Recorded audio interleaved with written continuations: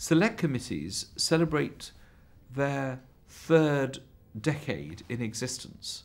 They are a mirror of the government. Every government department has a parliamentary select committee that scrutinises its work. I'm privileged to have been elected twice as the chairman of the Home Affairs Select Committee, which scrutinises the work of the Home Office.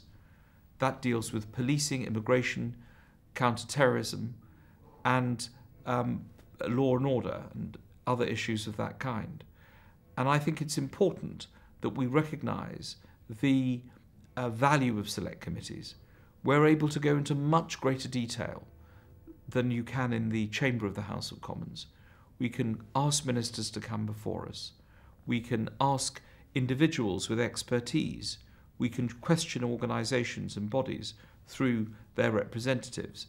And at the end of the process, we produce reports which are published online. Anyone can read these reports, and we make recommendations to government. We in the Home Affairs Select Committee also return to reports that we've written in the past to make sure that our recommendations have been taken up. We have some select committees in both houses. In the House of Commons, a small gathering of MPs from all parties representing the balance of the parties in the House of Commons keep an eye on each of the government departments.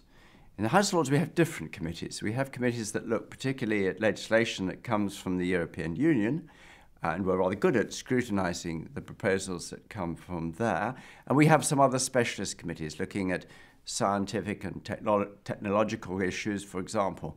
And we have some very particularly expert committees looking at the Constitution and what constitutional changes may be proposed or actually taking place.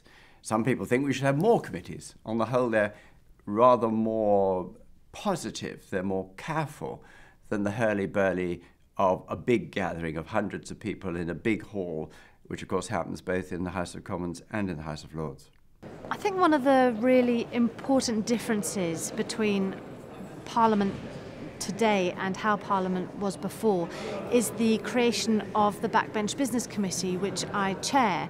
Now, that has really changed the way that Parliament works, because until we had the Backbench Business Committee, there was absolutely no way in which a backbencher could bring forward any proposals, not for legislation, but just for debate.